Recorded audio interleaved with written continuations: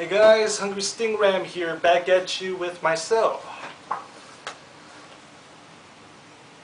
So, I'm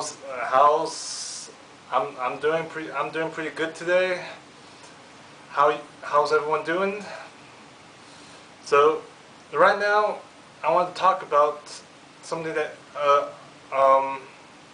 about experience I had I threw myself in a certain direction, you could say, trying to become a professional fighting game competitor.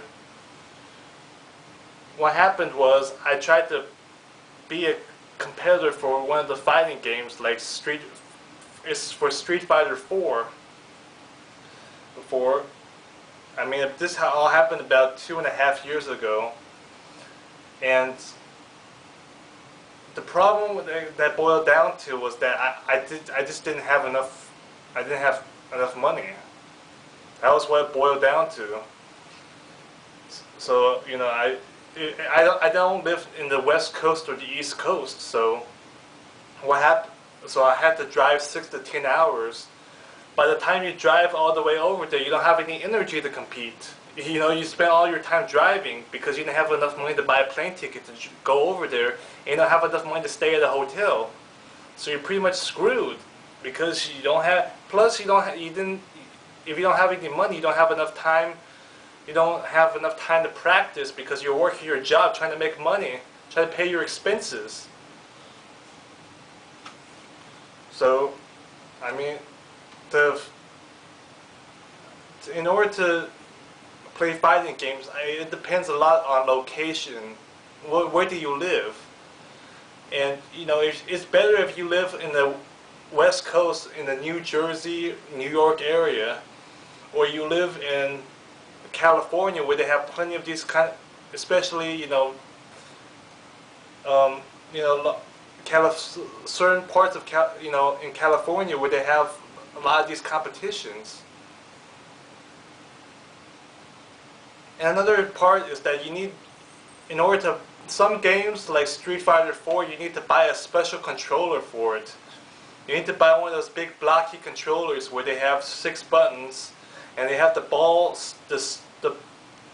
the stick, the joystick, to be able to play competitively for a game like Street Fighter 4, because those kinds of games, the combos they require you to press 3 buttons at the same time, and this is almost very difficult to do on a regular controller. That's why you have to buy one of these one of these big controllers. I actually have one. I mean, I could show you guys what it looks like to make. Let me show you. Wait, hold up, 2 minutes. Hold up 1 minute. I will show you guys what it looks like.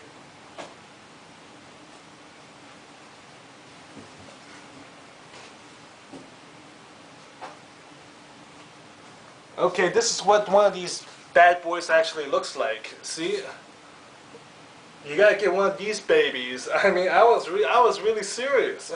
I bought this for $175 online, buying this bad boy. And it's this official Street Fighter. Let me see. See, it's Street Fighter 4 right here. So I wasn't effing around here. I was really serious, but I mean, you could say, I guess some people would argue, what's the point of playing fighting games? Doesn't it make you violent or something? And that's true. For real life, I don't think it mixes.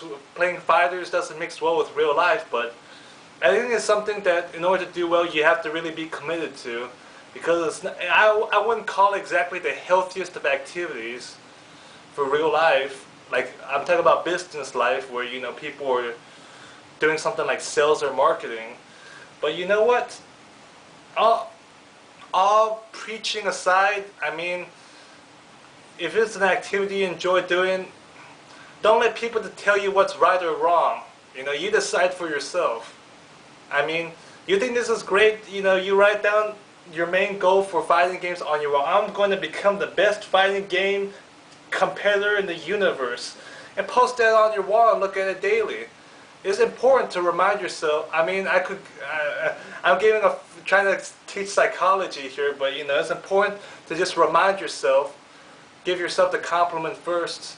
You know, just remind yourself. You know, write things down to remind yourself and look at it daily. This is called daily motivation or daily psychology. Like, you know, a great guy once. I think a man that who I think he in a lot of ways has taught me a lot of stuff. He says that, you know, you gotta win Friday's battles one with Wednesday's inspiration. So you gotta look at things, look at words, and listen to words daily, and look at pictures and words daily that help remind you. And you know, and the way I remind myself is I write down stuff, put it on the wall, and look at it daily to, you know, like, I'm the best, most famous, you know, whatever your field is.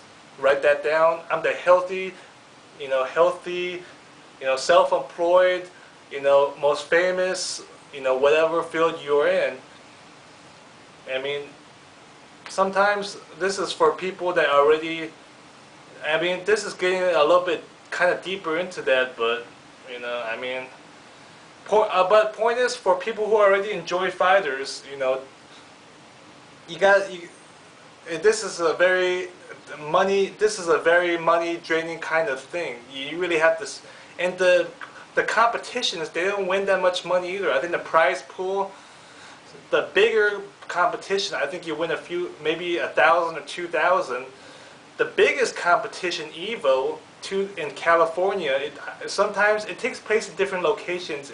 I don't know if it takes place in California all the time, but I remember it took place one year in California.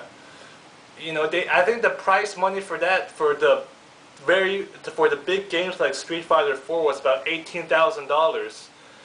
So you know, you really have to put, you know, it's a very, but you know, the amount of, you know, you gotta spend a lot of money before you can, and you have to actually win the competition to actually win that kind of money. So unless you're sponsored, then you get paid anyways. But you know, I mean, you really have to set up your foundation right, get your money right first before doing this kind of thing.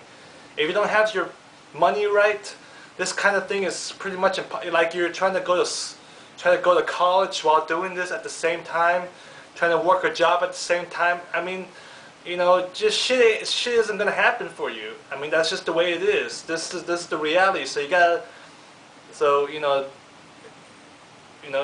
so if you're really committed, what I would recommend that you do, especially if you don't live in the West Coast, the East Coast, you don't have enough money to, you know, really be the professional competitors, that maybe it would be an alternative solution would be, before you're able to become the professional competitor, you know, a stepping stone to this would be to record the footage of you playing the online matches, so you could put it up online for people to watch. That way you get views and you get ad revenue, so then you can keep on doing this field that you're in, if this means a lot to you.